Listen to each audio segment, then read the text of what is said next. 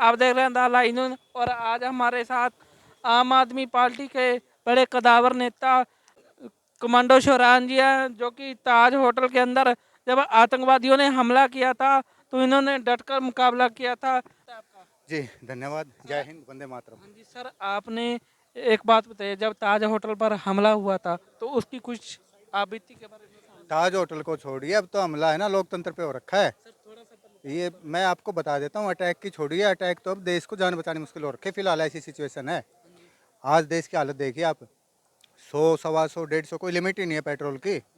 ये महंगाई हो रखी है, फिर भी राष्ट्रवाद का नाम। लुटते जा रहे हैं, लोगों के किचन चलाने मुश्किल हो रखे हैं, फिर भी राष्ट्रवाद का नाम।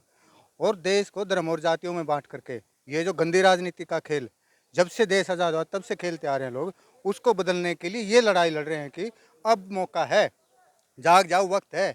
जो केजरीवाल जी की दिल्ली के अंदर शुरुआत हुई है, आज पूरे देश के अंदर उस चीज़ की ज़रूरत है, परिवर्तन की। तो ये राजनीतिक परिवर्तन नहीं है, मैं तो इसको बोलूँगा कि ये व्यवस्था परिवर्तन है कम्प्लीटली। तो आपके चैनल के माध्यम से आह्वान करूँगा कि जो लोग अब तक इस चीज़ को नकार रहे थे कि राजनीति हमारे लिए नहीं है, राजनीति के लोग ही कुछ पहले से डिसाइडेड होते हैं, या राजनीति जो है वो कुछ ही लोगों का काम है जिसके ऊपर सिर्फ और सिर्फ गंदे लोगों का कब्जा है। तो उस बैरियर को तोड़ने का काम जो अब आम आदमी पार्टी कर रही है, उसके लिए आह्वान करूंगा मैं उन लोगों को जो समाज की सेवा करना चाह रहे थे, जो किसी मजलूम के हक की लड़ाई लड़ना चाहते थे, और जो यंगस्टर्स आज तक भगत सिंह के नाम पे कूद कूद के हर दुख दर्द की पीड़ित की आवाज़ उठाने का काम करते थे। आइए जुड़िए आम आदमी पार्टी के साथ। सर, थोड़ा सा जब ताज होटल पर हमला हुआ था, थोड़ा सा आप बता सकते हो? आज वाला जो मामला था बड़ा अच्छा था, हमारी ड्यूटी थी, हमने कंप्लीट वो फॉलो किया जो हमारे को करना होता है, और हमने अपनी सिर्फ ड्यूटी की है।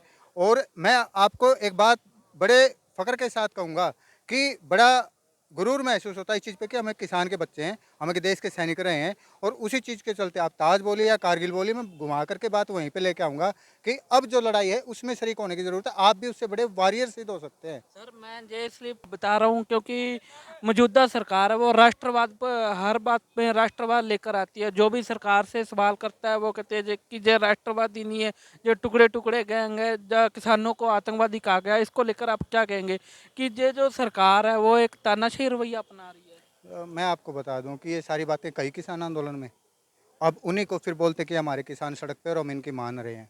अब एक बात पे तो खड़े रहिए, या तो उनको उग्रवादी और आप खालिस्तानी बोलते रहें, या फिर उनको किसान क्यों बोल रहे हैं। ये थूक के चाटने वाली बात है ना, ये अच्छी आदत नहीं है, और राजनीति में तो कतई नहीं। अब उस राजनीति के पैमाने और राजनीति के मायने बदलने का काम की करने की ज़रूरत है। तो मैं ये कहूँगा कि ये सारी की सारी चीज़ें हैं अब लोगों के दिमाग से पटल से उतर रही हैं, वो समझ रहे हैं। और मैं बड़ा धन्यवाद करूँगा आपके सोशल मीडिया का, जो कम से कम गली मोहल्लों से लेकर के आज पूरे देश की आवाज़ उठा रहा है। सर, आपकी नज़र में राष्ट्रवाद क्या है? राष्ट्रवाद, मैं यही कहूँगा कि आप जाति धर्म से ऊपर उठ करके देश को, नेशन को, कुछ भी ज़रूरी नहीं कि आप सरहद पे अपनी कुर्बानी दें, कुछ भी जब आप काम करें भ्रष्टाचार से मुक्त करिए उसको। आप अपनी महिलाओं की, बेटियों की सुरक्षा कीजिए, उनको लगे कि आधी रात को भी अगर वो निकल रही हैं सड़क के ऊपर तो सेफ हैं। तो राष्ट्रवाद के बड़े सारे नापने के पैरामीटर्स हैं। राष्ट्रवाद सिर्फ और सिर्फ बोलने से नहीं होएगा कि आप राष्ट्रवाद के चलते हम महंगाई भी कबूल कर लेंगे, राष्ट्रवाद के चलते पाकिस्तान को गालियाँ दो, हम सारी चीज़ें सहन कर लेंगे। ये राष्ट्रवाद नहीं है। धर्म और जाति के नाम पे लड़ाना राष्ट्रवाद नहीं है। असली राष्ट्रवाद जो है वो ये है कि आप पूरे देश को मजबूत करके एकजुट करें, संगठित करें, अंदरूनी कोई भी दिक्कतें हैं उनको सॉल्व करें, ये राष्ट्रवाद है। सर, आम आदमी पार्टी भी दो स्टेट के अंदर सरकार है और कांग्रेस की भी अंदर है, क्योंकि कांग्रेस दिनों दिन विलुप्त होती जा रही है। तो इसको लेकर आप क्या कहेंगे कि कांग्रेस अपना कार्यनीति सही से नहीं कर रही, या क्या कारण है? मैं कांग्रेस और बीजेपी की बात ही नहीं कर रहा, वो विलुप्त हो या ना हो उससे मतलब नहीं है। विलुप्त हो रहा है उनका सिस्टम, उनका काम करने का ढंग। वो पार्टियां नहीं है, क्योंकि उन्होंने वो 70 साल वो पार्टियां नहीं है, बड़ा सा बिजनेस करने वाली फैक्ट्रियां हैं। और अब ये लोग समझने लग गए हैं, पार्टियों की तो सिर्फ और सिर्फ ये कवर हैं। कांग्रेस बीजेपी काम एक ही है। कांग्रेस जब लुप्त होनी शुरू हो जाएगी, बीजेपी में लोग जाना शुरू कर देंगे। मैं तो आपको एक बात बोलूँगा कि राजनीति पार्टियां छोड़िए, व्यवस्था परिवर्तन की बात करें। केजरीवाल जी ने जो पौधा लगाया वट वर्ष बन चुका है, पूरे देश के अंदर लोग डिमांड कर रहे हैं कि हमारे जगह पे इनकी सरकार आए और इस व्यवस्था परिवर्तन में हम शरीक हों। मैम जी भी मैम, हरियाणा के अंदर बेरोजगारी एक बड़ी समस्या है, तो आप इसको लेकर क्या कहेंगे? हरियाणा में क्या, हमारे पूरे देश में ही बेरोजगारी एक समस्या है। अगर ताज़ा हम आंकड़े देखें तो हरियाणा में लगभग हमारे 34% युवा जो पढ़े लिखे हैं वो बेरोजगार घूम रहे हैं। और अगर आपको मैं कुछ आंकड़ों के बारे में बताऊं जो कि आप सबको पता भी है कि हमारे पुलिस डिपार्टमेंट में लगभग 30,000 पद खाली पड़े हैं। इसी तरह हमारे शिक्षा विभाग में 17,000 पद खाली पड़े हैं। इसी तरह हमारे स्वास्थ्य विभाग में लगभग 25,000 पद खाली पड़े हैं। तो आप ये देखिए कि बेरोजगारी से हमारा युवा कितना हताश है। आप एक गृहिणी भी हैं। मौजूदा समय में जो महंगाई का दौर है, चाहे गैस सिलेंडर देख लीजिए, पेट्रोल डीजल देख लीजिए, या फिर सब्जियों के दाम देख लीजिए, आम आदमी एक कमर तोड़ने का काम कर रही है। इस क्या कहेंगे? क्योंकि उस समय जब कांग्रेस का राज था तो स्मृति ईरानी जी चूड़ियां भेंट करती थी प्रधानमंत्री मनमोहन सिंह को। बिल्कुल, आप ये देखिए एक आम आदमी की इस महंगाई ने कमर तोड़ दी है।